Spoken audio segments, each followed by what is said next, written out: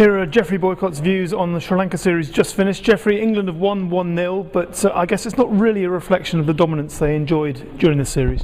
No, the series was disappointing because rain spoilt it. There was so much time taken out of the test matches when I actually thought if we'd have had full amount of playing time, I think England could have won all three.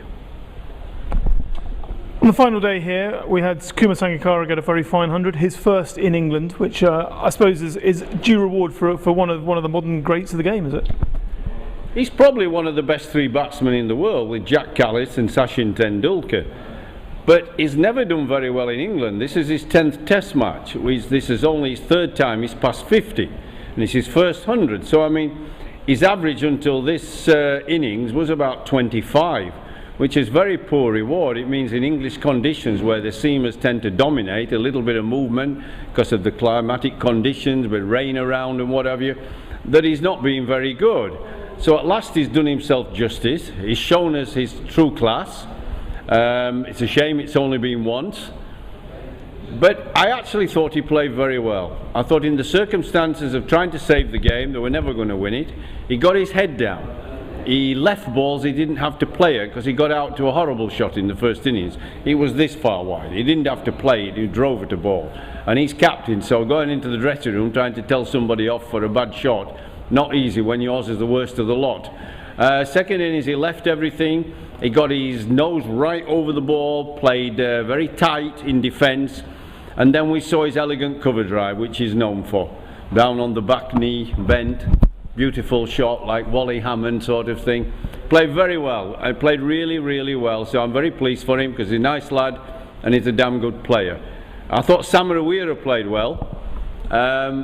He plays the spinners great, as you'd expect from a Sri Lankan or an Indian. But even when the second new ball was taken, Tremlett made him jump around quite a lot. Bowled some really wicked deliveries that bounced, got up high here. He didn't play them that great, I'm not saying he did, but he stuck at it. He showed a resilience and a bit of courage and determination when it would have been easier to get shook up because of the difficulty of some of the balls and play a bad shot.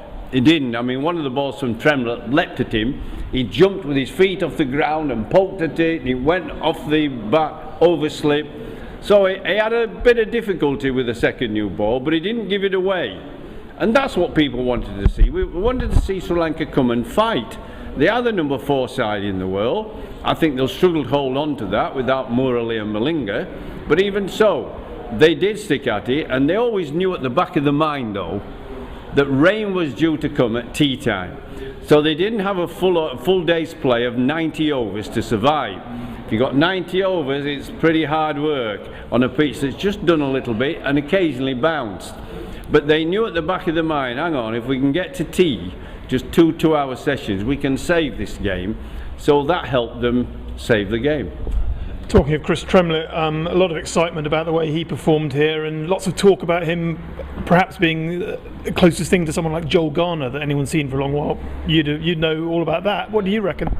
Well, there's Ambrose, there's Joel Garner, and there's Glenn McGrath. When you get tall men that bowl just short of a length, the ball doesn't get up here where you can play it comfortably, it gets up here, and then it's very difficult. Let me explain to you. When you're batting and trying to defend, you want to be defending so the bat is at that angle, right?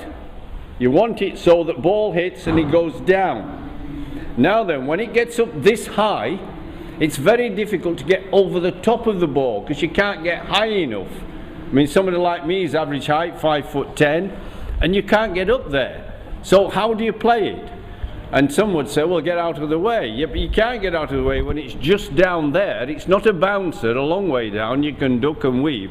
It's just there. You're going to play it here, but it gets high on you. You've nowhere to go to keep it down, and it's too late to get out of the way.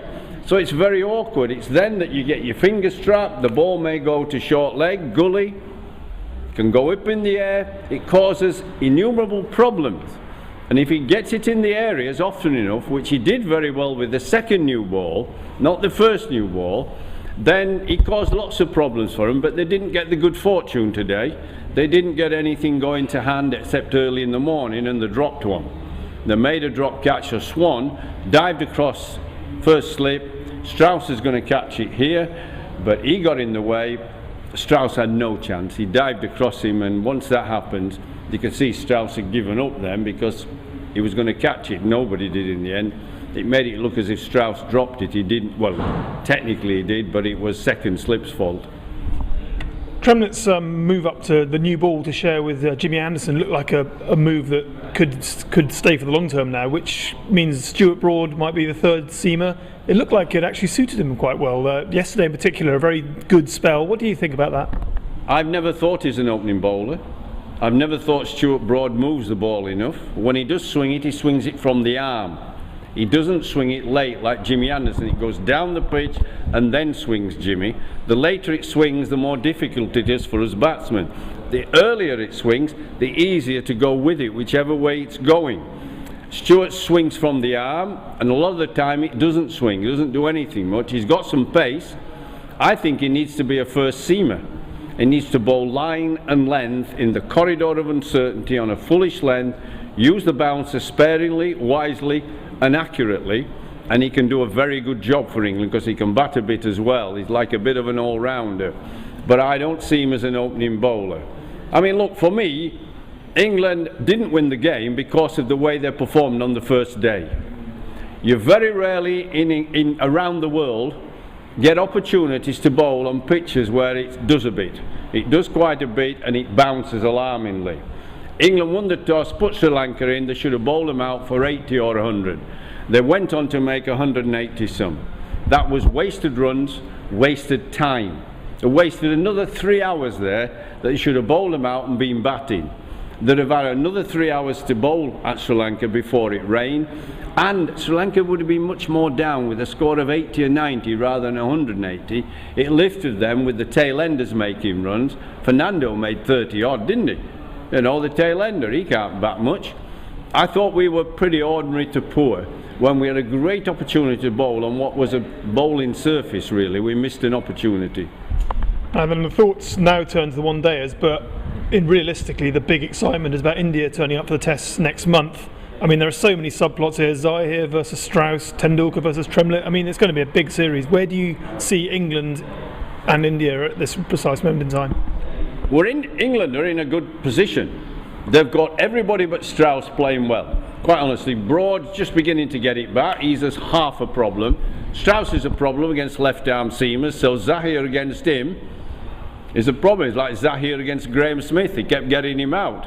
So he's got a month of cricket and rest. He won't be playing 20 or 50 overs. He'll be able to play a couple of championship matches with Middlesex. He needs lots of left-arm seamers in the nets. He needs to get used to that angle. It's no good the right-arm seamer bowling around the wicket. It's different altogether, let me tell you. And he needs to get some runs in the middle because he's made no runs against Sri Lanka. His place isn't in jeopardy. He's captain. He's got a terrific record. He's just giving him problems at the moment. That's our biggest worry. A bit from Broad. He needs some bowling. But what he bowled in the fourth and fifth day was better. The rest is all good. I mean, Cook's playing out of his skin. You've got Belts playing out of his skin, playing fantastic. Trott's playing well. Peterson played a fantastic innings of 80 odd. The best he's played for a long time, better than the double 100 in Adelaide. He scored 75% of his runs in the V, mid-off, mid-on. His judgment of line and length, his defensive technique. The only way he got out, in my opinion, was a little bit of ego. He was trying to get 100 before close of play, and he flashed it to wide one. Everything's pretty good. I don't see any problems. Swan's a top bowler. Nothing much for him to bowl on. When he has had to bowl, he's bowled okay. I think we're ready for India. Unless we get serious injuries, we're ready. We just need Strauss to get runs. That's the real crux. India, as an Englishman, not our problem.